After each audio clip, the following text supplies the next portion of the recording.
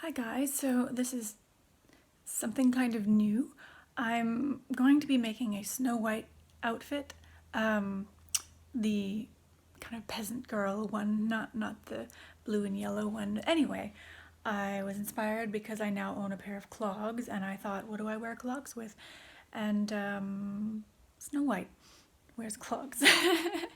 Where's she from?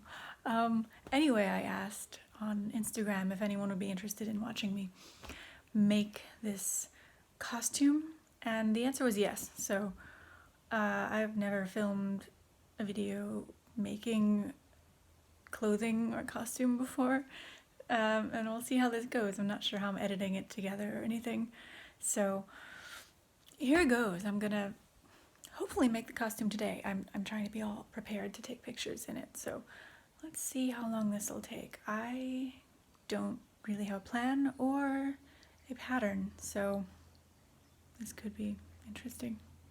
Alright, I'm gonna get started now.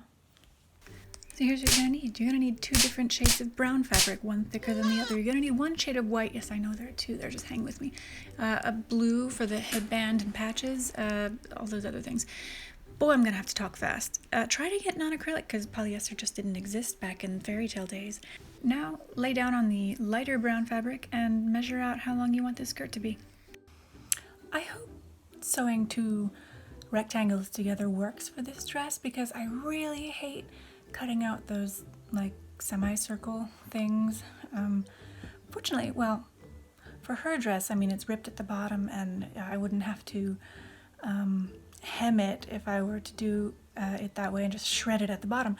But actually, I don't really want to shred it at the bottom. We're gonna pretend this is a couple years prior when the dress was newer, because then I can wear it and use it for other things. So I'll still put the patches on it though, lightly.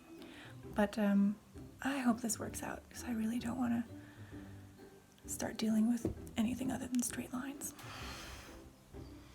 So because I neglected to think, how is this skirt gonna go on? And I don't have elastic, but neither did Snow White. I think I'm going to make a little drawstring. Maybe Snow White had a drawstring waist too, I'm not sure. This sun, I like it, but boy, it's not good for the camera. So, okay, I am a ghost. We're gonna make a drawstring waist. Okay. Now just cut a strip of fabric from that material about as wide as a chocolate bar and as long as a snake that you really wouldn't want to stumble across anywhere ever to be used as your drawstring waistband. I'm not at home and don't have my sewing machine, although even if I did, it's from 1923. But at least it works. This one does not seem to work. It smells kind of funny now. This one seems to work. Crossing our fingers for this. I don't know if I threaded it right, though, but we'll find out. First, sew together the 2 sides of your skirt. Then on the top where you want your waistband to be, fold it over, leaving an inch or so of a hem where you'll be inserting the drawstring. But remember to 1, leave an opening, and 2, fold down your seams facing the same direction. It makes it easier to get the safety pin through later. Okay, now you want to fold that snake in half and sew it closed, leaving enough room to get a large safety pin through the resulting hole.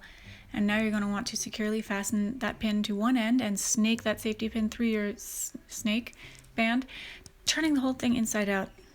Kind of looks like a shedding snake, actually. Make sure it's securely fastened or it might pop off somewhere inside and you'll have to start all over again. That's really not fun.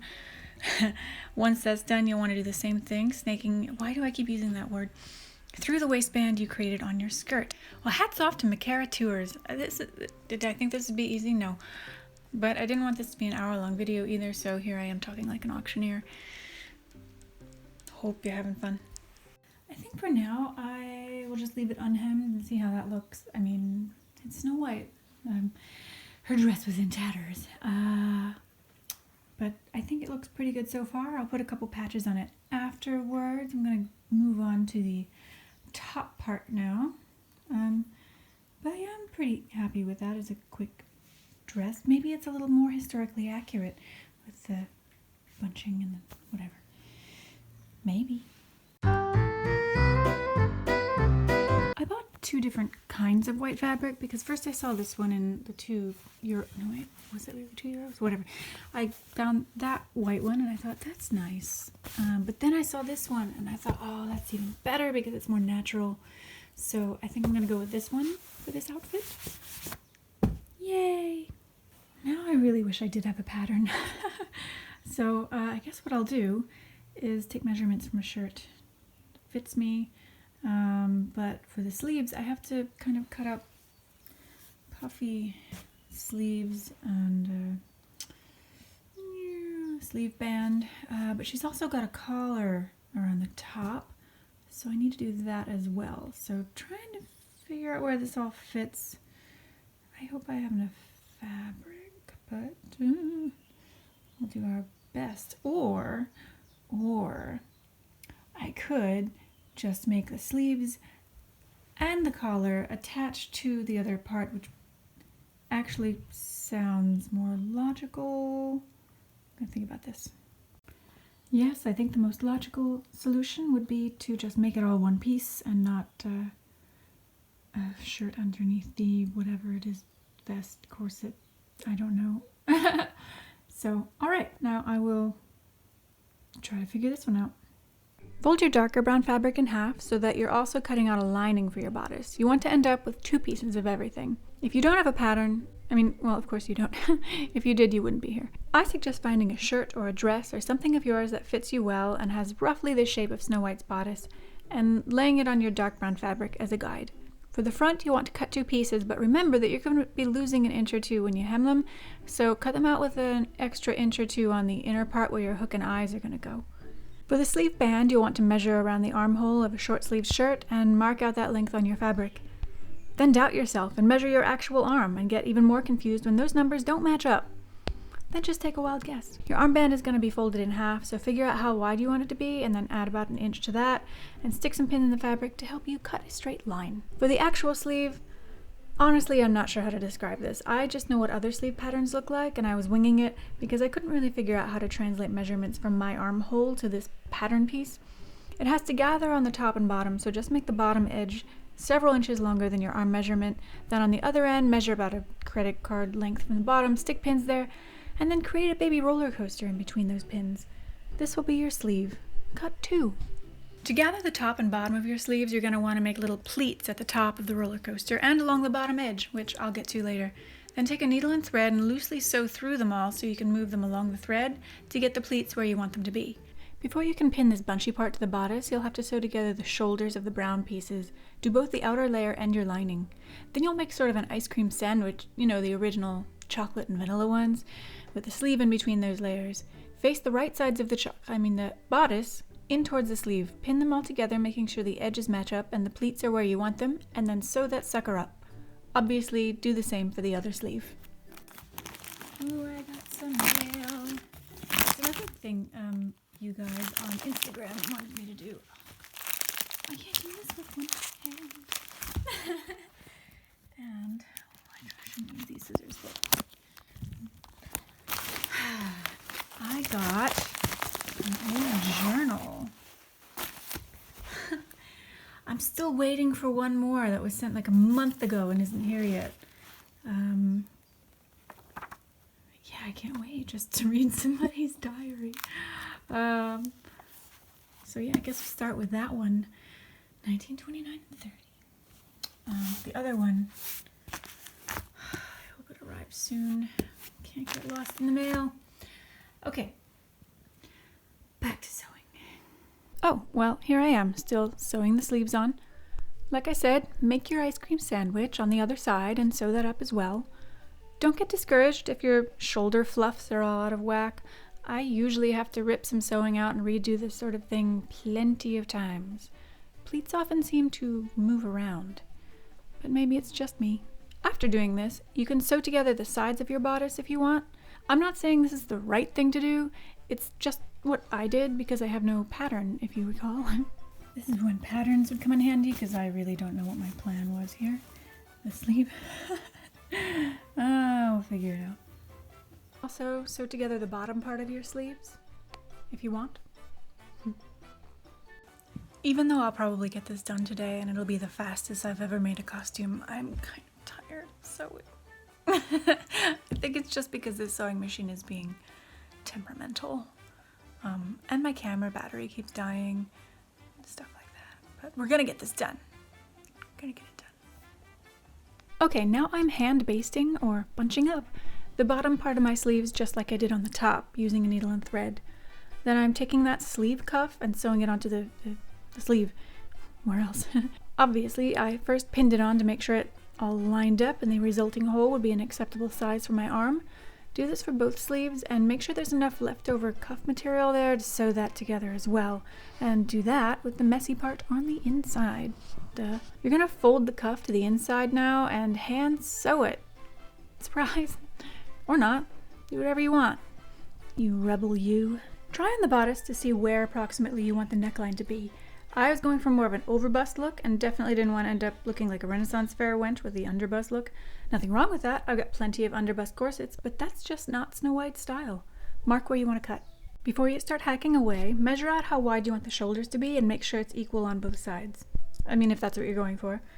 Also measure from the bottom to make sure the front pieces of your bodice will line up evenly after it's cut. Then cut out your scoops in the front and the back for your neckline. If you also forgot to cut through both layers of your brown fabric on the front, go ahead and get those too. Okay, now it's time to make the collar. I would recommend not doing what I did and maybe making it in 3 separate pieces. I just wanted to get this done. This isn't a costume I'm going to be wearing frequently. I'm not emotionally attached to it, and I was willing to take a risk and see if this one-piece collar would work. It ended up being what I'd really call a Peter Pan collar because it looked like it wanted to fly off the bodice. It didn't want to stay flat. So you can see what I did here. I basically made a big circle and cut out my collar, pinned it together, and then sewed up the outer edge. Before turning it inside out, I put some notches in the front where it was most curved. Whatever you do with yours, you'll want to do this too. Probably all the way around, really. It just makes it lay smoother. Well, somebody came home and pushed a button on the sewing machine, and now it only wants to sew backwards or not at all. So I might not be able to finish this today. My hair looks awful.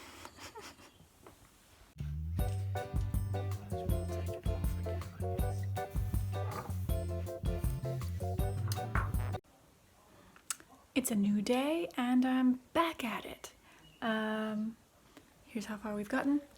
Time to do the collar. I was so close to getting this done all in one day. I think in total I spent 6 or 7 hours on this dress.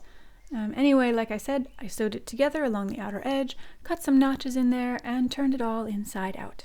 If you're wondering why I do my sewing on the floor, like the sewing machine's on the floor and I'm sitting on the floor, I don't have an answer for you. So after all that, you'll want to pin your collar to the bodice, making sure to leave about 1 inch of space on either side in the front where you're going to have to hem it and put your hooks and eyes on. Hopefully your collar fits perfectly where it should. If not, that sucks. I'm sorry. You probably should have bought a pattern. Now after you've got the collar on, or maybe just given up the idea of having a collar, you'll want to turn the bodice inside out and pin together the front edges and then sew them shut. Okay, so here's the plan. That is going to get hand sewn under there because no one will see it, hopefully. I'm going to put little clicky things. No, wait, hook and eyes down that after I iron that out. Not planned to be there. And then see where I want to hem that and just like fold it in and pin it and then like just hem it because I can't do it the way I want. I always mess up hems. But okay, so I guess I should see if it fits. It's fine. It's fine. It stretches, so yes, it'll be fine. I actually had a better idea of how to finish off the bodice because I'm just such a genius. I turned it all inside out through the open collar hole and sewed the bottom shut, meaning I could turn it right side out again and have a perfectly hemmed lower edge. After that, I would hand sew the neckline closed under the collar where nobody will ever see it. Ta-da! After that, it's finally time to sew on our closures. Count out how many you want to use and then put some evenly placed pins along the edge where you want them to be on either side. Put the eye part on the side you want underneath and the hooks on the side you want on top. I made the mistake of only sewing them onto the lining fabric, which I would advise against because at least for me it ended up pulling on it and exposing the hooks. You want to sew them far enough back that they won't show, and also so the fabric will still cover the hooks as well. Anyway, turn on Netflix and start sewing those suckers on. Last but not least, if you want to have a bow in your hair like Snow, take some blue fabric and cut out a long strip that you're going to fold in half and hem. Then you'll turn it inside out just like you did with the drawstring, and if you're feeling ambitious, you'll hem the edges somehow after tying it around your head to see where you should cut it. I didn't hem mine, if you're wondering. Okay, for today, I'm not going to put the patches on the dress because I'm tired. So I'm going to put on the dress and go frolic outside.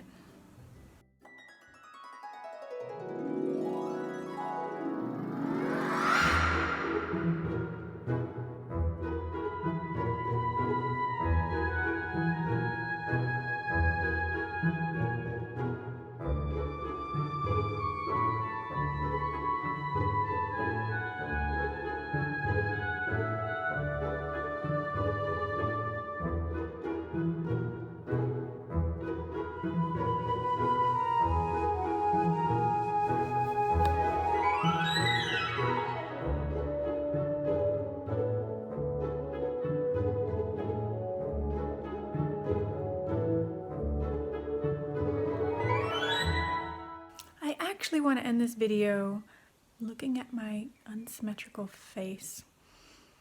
But after I do that, I want to end this video with a couple things I learned in this process and what I would do differently. But will not, because I'm not doing this again. So, hey cat. Still have to hem that. I do want to hem that so I'm not like getting caught in all of that. And I don't think I'm ever going to add those patches to it. So, yeah, I lied. This I was not happy with how the collar turned out because it kept popping up. So I ended up sewing it down in a couple places so I could take pictures. But I am not exactly sure how to make collars. So I don't know what I would have done differently for that. For this, I also, well, first of all, because it was really tight, and it would pop out here after I had it hooked on. So I ended up just pinning it when I took my pictures. But I think what I might do is find some kind of boning to put in there and in there, and just sew it a little bit more. And then maybe it won't pop out like that. Other than those things, I'm pretty happy with the way it turned out, especially since I didn't have a pattern and only spent a couple hours on it. So that's that. Hope you enjoyed, and we'll see you next time.